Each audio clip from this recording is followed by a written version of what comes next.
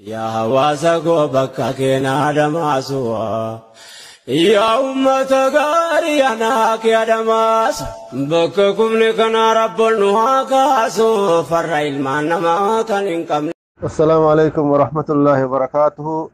كوجمتوتا في جالتمتوتا مسيسوتا والدا مسوم أورميا أكسم سمة أورمو غوتو ورسالين كين نكون برجعو دنديت هنداف أكم جرتني بقرب يونا نسينجه جتة كانت تانسودان ياو أولما أردا إر أول إر وان تكتكو وليجا بافنا أكو ما بكمو akka waldaa misooma oromiyaa garee kanaatitti safaraan nama waan kanarratti nu qarqaaru lama nu kenna yookaan nama shanan tokko nu kenna jennaan anaaf Sa'iid Shamsuu nu kennuun keessan ni yaadatama. Anaaf Sa'iid Shamsuu ammoo dhaqee waan kana hojjechuudhaaf koree waan kana hojjetu keessatti koree safaraa wajjin koree mana barnootaa wajjin akka warra mana hidhaa kana galchuudhaaf achirratti hojjennuudha kallattiin kaayame. Kanuma wal qabatee Sa'iid Shamsuu waan sodaatan hin beeku kama sodaatee hafe argee irraa qaldimaaf jedha duruuf ho'itti itti argamee hafe anachi oolee jechaadha. Ganama akka sa'a 6 manaa baay'ee amma reeftana manatti galuu jira.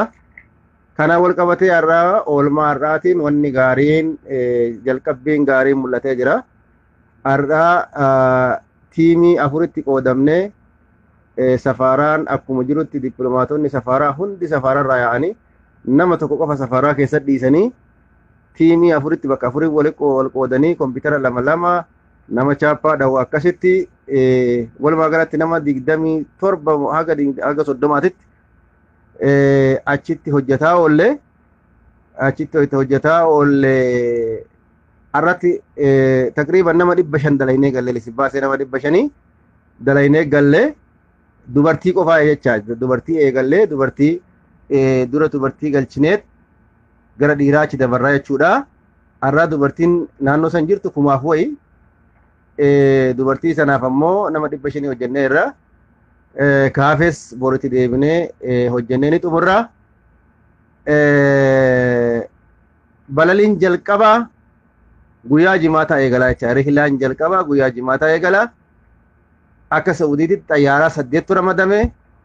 Guyyatti ammoo namni galuu qabu wanni Saa'udii akka nuti galchinu barbaaddu guyyatti nama 2667 namni 2667 guyyatti asirraa bararuu qabu mamlakaa Jiddaa fi as dabalatee jecha. Kanaaf kana hojjechuudhaaf jecha halkanii guyyaa hojjechuun dirqama. Galgala ganama sa'a 7 irraa haga halkan sa'a 8tti hojjetama. Akka barbaachisaatti yoo itti fufuu danda'a haga sa'a 10 sa'a 10 itti fufuu danda'a.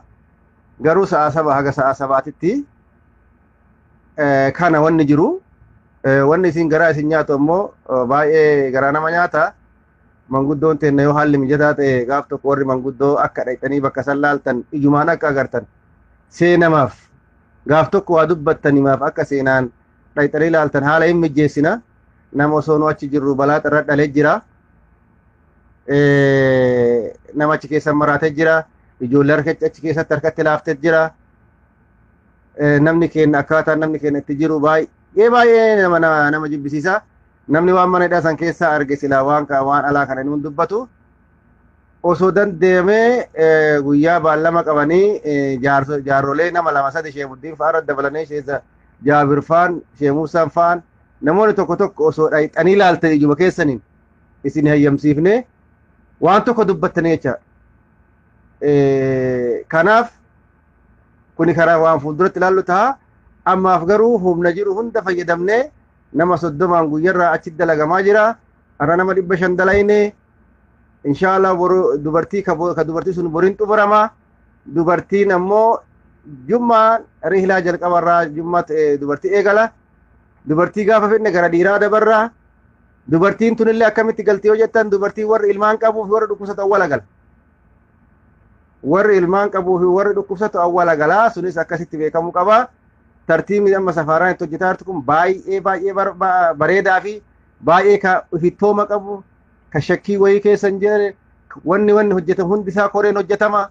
dhiibbaa wayii keessa hin jiru ijoollee wayitanu agarte akka waan haadha abbaa agartee kanatti gammadde duraan namni itti seenu yoo seene nama tokko seenaa tokkochi sun gurfaa takkatti yoo seene achi keessa oolaa gurfaa takkatti keessa nama 100 meeqa jira kuntaala walirra dhaqan jettanii malee mee isinitti deebi'a qo'a.